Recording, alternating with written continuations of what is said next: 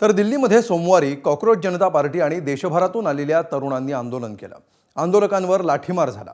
पोलिसांच्या या कारवाईविरोधात काहींनी सर्वोच्च न्यायालयाचं दार ठोठावलं। मात्र सर्वोच्च न्यायालयानं तातडीची सुनावणी घेण्यास नकार दिला। कोर्टात नेमकं काय झालं बघूया।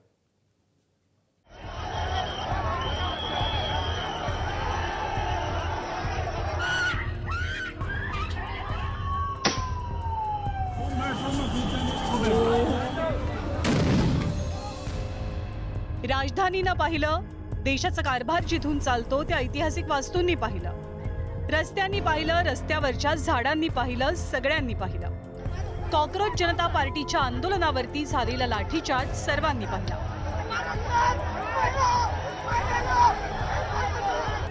आंदोलकांकडनं पोलिसांच्या दिशेनं आलेले दगडही माध्यमांच्या कॅमेऱ्यांनी पाहिले। पोलिसांनी आंदोलकांवरती केलेल्या कारवाईविरोधात सर्वोच्च न्यायालयात याचिका दाखल झाली। मात्र त्या याचिकेवरती तातडीनं सुनावणी घेण्यास सरन्यायाधीश सूर्यकांत यांनी नकार दिला।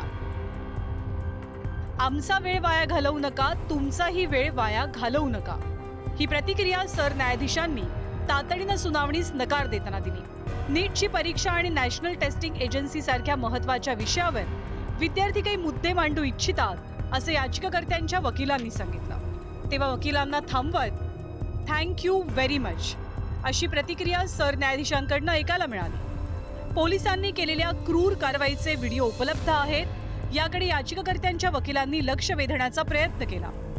आम्हाला व्हिडिओत रस नाही, ते पाहण्यासाठी आमच्याकडे वेळ नाही, असं सरन्यायाधीश म्हणाले। दिल्ली उच्च न्यायालयानं सुद्धा मंगळवारी अशाच पद्धतीच्या याचिकेवर तातडीनं सुनावणी घेण्यास नकार दिलेला। कोर्टाला यात ओढू नका अशी टिप्पणी दिल्ली उच्च न्यायालयाकडून करण्यात आलेली।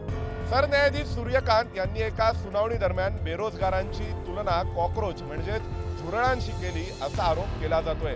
त्यानंतर ऑनलाईन माध्यमातून कॉकरोच जनता पार्टी ही चळवळ अस्तित्वात आली। नीट पेपर फुटी प्रकरणानंतर या चळवळीने व्यापक स्वरूप धारण केले। दरम्यान सूर्यकांत यांनी आपण केलेली टिप्पणी देशभरातील सर्व बेरोजगार युवकांविषयी नव्हती, तर बोगस आणि बनावट डिग्र्यांच्या आधारे न्यायव्यवस्थेवर हल्ला करणाऱ्या काही वकील आणि माध्यमातील लोकांविषयी होती असं स्पष्टीकरण केलं। तसंच देशातील सर्व युवकांविषयी आदर असल्याचंही ते म्हणाले। ठाकरेंच्या शिवसेनेचे खासदार संजय राऊतांनी उपहास करत दिल्लीतल्या आंदोलनाचं श्रेय सरन्यायाधीशांनाच दिलं होतं। दरम्यान दिल्लीतल्या कॉकरोच जनता पार्टीच्या आंदोलनात सहभागी होण्यासाठी निघालेल्या 62 वर्षांच्या प्रभात ध्यानी यांना ऋषिकेश स्थानकावरती ताब्यात घेतलं गेलं। उत्तराखंड उच्च न्यायालयानं पोलिसांच्या कारवाईवरनं कडक ताशेरे ओढल्यात। पोलीस कशासाठी असतात?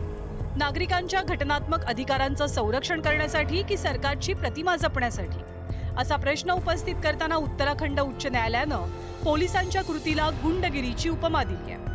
140 कोटी भारतीयांचा देशाच्या न्याय व्यवस्थेवरती पूर्ण विश्वास होता, आहे आणि यापुढे सुद्धा असेल यात तिळमात्र शंका नाही। कोणत्या प्रकरणावरती तातडीनं सुनावणी घ्यायची आणि कोणत्या प्रकरणावर नाही, हा सर्वाधिकार संविधानानं न्यायाधीशांना दिलाय। मात्र त्या अधिकारांचा वापर होत असताना भारतीयांचा अपेक्षाभंग होणार नाही याची काळजी न्याय व्यवस्था नक्कीच घेत असेल। ब्युरो रिपोर्ट, ABP माझा, नवी दिल्ली।